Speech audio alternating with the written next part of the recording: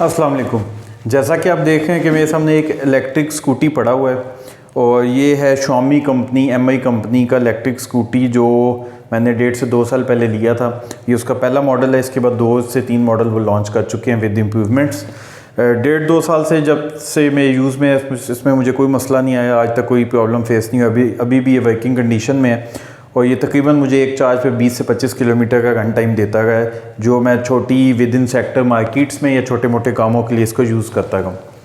अभी रिसेंटली मुझे इसमें एक कल ही बल्कि मसला फेस आया, जो मुझे पता था कि जिस दिन मुझे ये फेस करना पड़ा, थोड़ी सी मुझे इसमें एफर्ट करनी पड़ेगी, क्योंकि ऑनलाइन मैंने इसकी वीडियोज़ और चीज़ें देखी हुई थी कि इसके जो टायर्स हैं ये विद ट्यूब हैं, these are not tubeless tyres.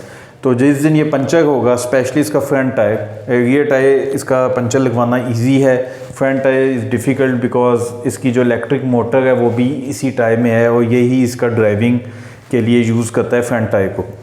तो बेसिकली फ्रंट व्हील ड्राइव है। तो इसकी कल ही जब मैंने यूज़ करके इसको खड़ा किया तो इसकी हवा निकल गई और फिर से मैंने हवा डाली तो मुझे अंदाज़ा हो गया कि इसमें जो है पंचर है इसकी ट्यूब में। अब इसको खोलना, इसका एक प्रोसीजर है, क्या क्या चीज़ें खुलेंगी। तो मैं सोचा इसकी वीडियो बनाई जाए साथ साथ कि क्या क्या चीज़ें मैं इसकी ओपन करता हूँ स्टेप वाइज, वो मैं साथ साथ बताता जाऊँगा कितने स्क्रूज़ और क्या क्या चीज़ें, ताकि अगर आइंदा किसी को ये चेंज करना पड़ता है तो बजाय इसके कि आप किसी एक्सपर्ट के पास लेके जाएं, आप इजीली इसका टायर रिमूव करके ट्यूब निकाल के उसको पंचर लगवा के ख़ुद इसको वापस इंस्टॉल कर सकते हैं। तो स्टेप वाइज चलते हैं और देखते हैं कि क्या क्या चीज़ें मुझे इसमें खोलनी पड़ेंगी। मैंने एक बॉक्स के ऊपर रखा हुआ है ताकि स्टेबल है और इजीली इस पर हम काम कर सकें। सबसे पहले ये जो रिफ्लेक्टर्स हैं ये हमें उतारने पड़ेंगे, ये जो साइड पे आप देख सकते हैं, क्योंकि इस रिफ्लेक्टर्स के पीछे दोनों साइड पे स्क्रू हैं जो हमें खोलने पड़ेंगे। तो इसको हम इस तरह उतारने की कोशिश करते हैं कि इसको हम वापस बाद में स्टिक कर सकें, वरना ये हमें नए लगवाने पड़ेंगे, या अगर इसी के आपको चाहिए होंगे ओरिजिनल तो ये आपको फिर ऑनलाइन ऑर्डर करने पड़ेंगे, जो कि मिल जाते हैं, इसके सब पार्ट्स अवेलेबल हैं online. This is just a sticker और ये काफ़ी हद तक चांस ही है कि ये उतार तो हम लेंगे लेकिन ये ख़राब होने का चांस है। ये एक हार्ड प्लास्टिक है जिसके ऊपर स्टिकर लगा हुआ है। ये देखें, ये एक ये उतर गया, इसी तरह दूसरी साइड पे भी है और इसके नीचे हमें नज़र आ गया कि इसके नीचे कोई स्क्रू हैं जो हम इजीली खोल लेंगे इस केसिंग को हटाने के लिए।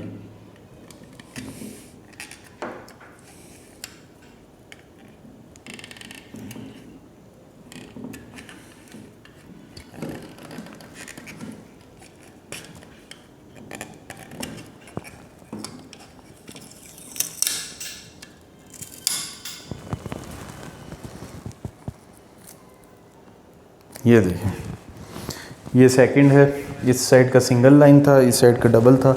इसके नीचे 4 Allen की वाले हैं स्क्रूज़ और इसके नीचे 2 Allen की, यानी टोटल 6 स्क्रूज़ हमने ये खोलने हैं। अब हमें चाहिए होगी Allen की, वो जो कि इस साइज़ की हो, हम चेक कर लेते हैं। मेरे ख्याल से 3 नंबर जो है वो इसमें बैठ जाएगा, नहीं 2.5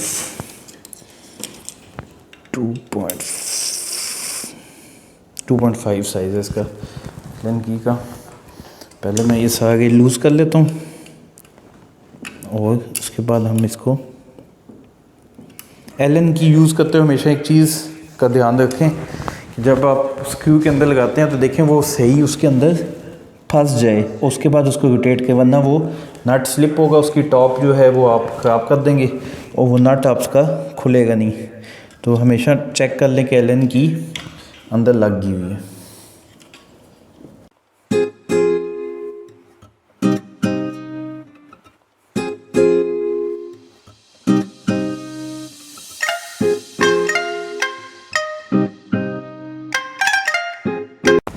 अच्छा, ये 6 स्क्रूज़ हमने खोल लिए हैं।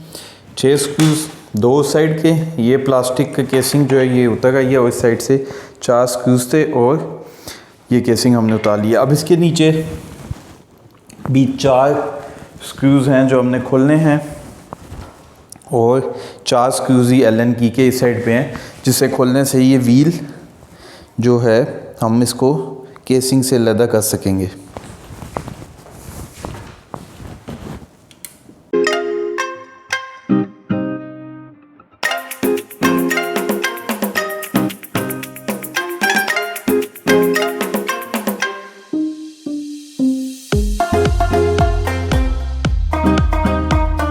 8 स्क्रूज़ हमने खोले हैं। जो पहले हमने खोले थे वो 6 हैं। ये 4 दोनों इक्वल साइड पे हैं और ये आप इसको लेदर रखेंगे क्योंकि इसका साइज़ इन वालों से छोटा है, लेकिन ये 8 हैं और ये 6 हैं। जो अभी हमने खोले हैं वो 8 हैं। अब देखते हैं हम इसको, हमने क्या चीज़ इसकी हमने लूज़ कर ली है। ये केसिंग इसकी अब लूज़ हो गई है। इस तार का आपने ख़ास ध्यान रखना है क्योंकि ये मोटर की तार है जो करंट लेके जा रही है। इसको अगर हमने डैमेज कर लिया तो हमारी पूरी स्कूटी जो है वो किसी काम की नहीं, क्योंकि यही पावर लेके बैटरी से मोटर की तरफ जाती है। अगर डैमेज होगी तो इसको रिपेयर करना बड़ा मुश्किल होगा। अब हमें चाहिए होगी की, जिससे हम ये 2 स्क्रूज़ खोल सकें, जो कि मैं अभी लगा के आपको बताता हूँ कि इसका साइज़ क्या है। ये 14 या 16 साइज़ लगता है मुझे, लेकिन देख लेते हैं। अच्छा, अब मैं कीज़ ले आया हूँ और देखते हैं इसको कौन सा नंबर होगा। 17 या 18 का चांस लगता है क्योंकि बड़ा स्क्रू है। ये है 19, यस 19 साइज़ है। अब इसमें ये थोड़े टाइट होंगे क्योंकि पहली दफ़ा खुलने हैं।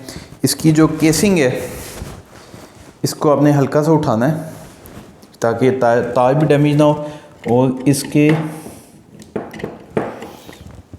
पीछे से आपने इसको डालना है ताकि स्लिप ना हो। पहली दफ़ा ये थोड़ा जोर लेगी। ये भी देख लें कि जिस चीज़ पे आपने रखा है वो स्टेबल हो, आपके जोर लगाने से कोई चीज़ डैमेज ना हो।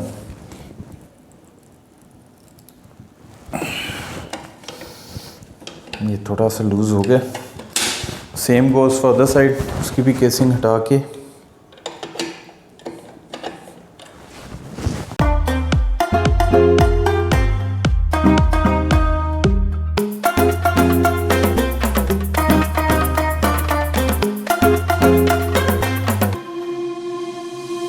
इसमें एक निकली हुई साइड है वॉशर की जो कि बाहर की तरफ है। ये खोलते हुए आप देख लेंगे ताकि वापसी इंस्टॉलेशन पे आप सेम जगह पे लगाएं।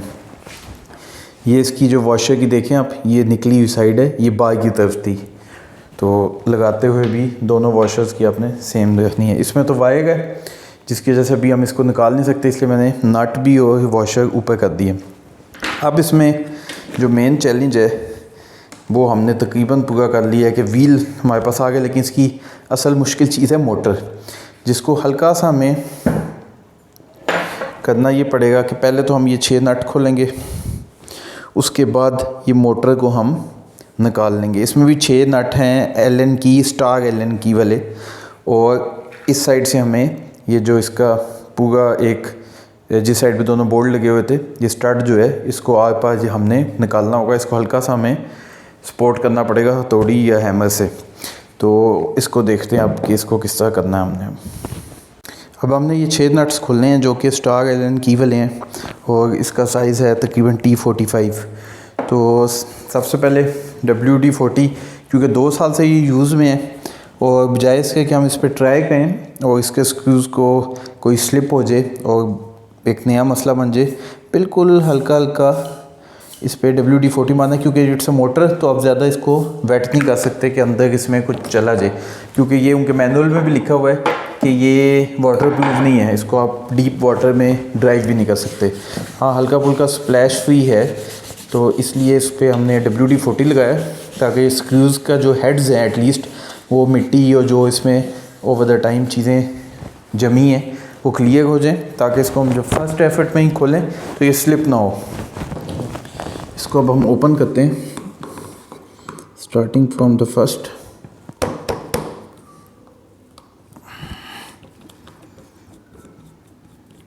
ये बड़ा इजीली ओपन हो गया।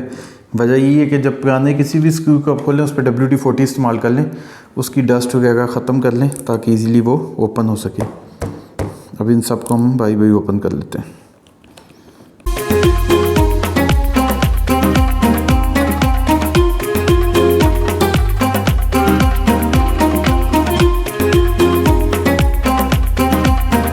ये 6 स्क्रूज ओपन हो गए, और जो ट्यूब का इसका मैंने कैप रिमूव कर दी है ताकि वो इसमें फंसे ना, जो नोज़ल की कैप है बेसिकली। ये देखें, हल्का सा आपको फील होगा कि ये खुल सकता है। अब इसको हमने इस साइड से हिट करना है हल्का सा, ताकि इस पूरे बोल्ट को हम स्टड को दूसरी साइड में निकाल सकें। जेंटली करना है कि मोटर वगैरह डैमेज ना हो, तार डैमेज ना हो। इसको मैं इजी साइड पे ले आता हूँ।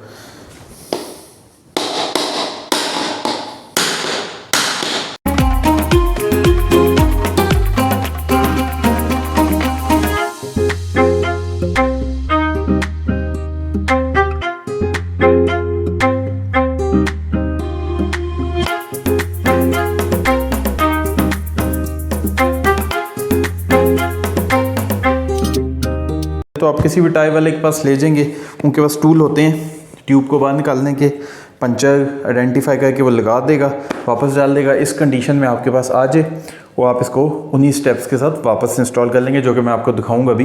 लेकिन अभी इसको फ़िलहाल मैं लेके जाऊंगा ताकि मैं इसकी ट्यूब को रिपेयर करवा सकूँ। स्कूटर का टायर मैं ले गया था विद इसकी ट्यूब, और जो उसमें पंचर था वो भी आइडेंटिफाई हो गया। पंचर लगा भी मेरे ख्याल से इसलिए कि 1.5 से 2 साल इसको हो गए टायर को, काफ़ी टायर भी घिस चुका है। तो आम पंचर वाले जो पंप्स पे बैठे होते हैं उनके पास मैं लेके गया हूँ और उनसे मैंने पंचर लगवा लिया है। इसमें हवा डलवा ली थी उसी वक्त, और अभी तक इसमें 1 दिन हो गया, इसमें कोई हवा कम नहीं हुई, कुछ नहीं हुआ।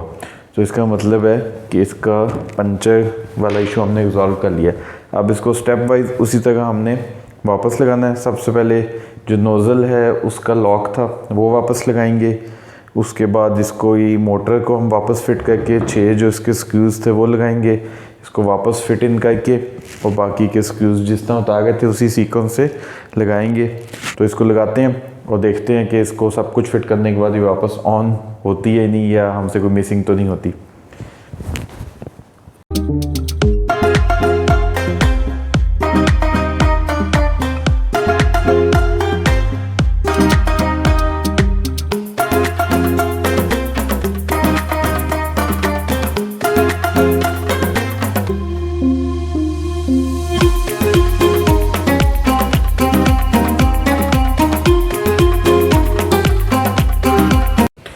रिफ्लेक्टर समेत सारे स्क्रूज जो उतारे थे हमने वो, ये केसिंग एवरीथिंग इज़ इंटैक्ट।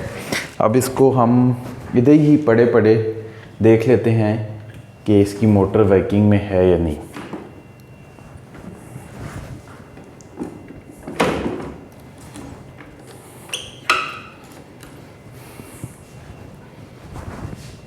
इसको ऑन करते हैं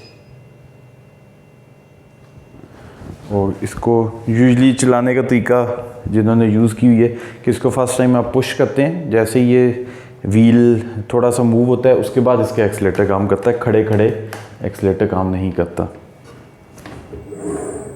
ये देखिए मैं हल्का से इसको हाथ से चला के पहली दफ़ा और फिर मैं एक्सीलेटर दूंगा, अभी ये काम नहीं करेगा एक्सीलेटर।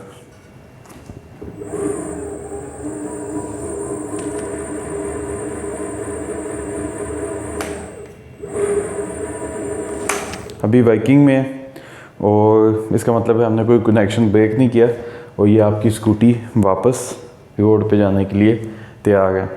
चैनल को सब्सक्राइब करें और हॉबी से रिलेटेड, मुख्तलिफ़ चीज़ों से रिलेटेड, गाड़ियों से रिलेटेड, चलने वाली किसी चीज़ से रिलेटेड अगर आप वीडियोस देखना चाहते हैं तो चैनल को सब्सक्राइब करें हॉबी गाज के। स्टे ट्यून्ड, मिलते हैं आपसे अगली वीडियो में।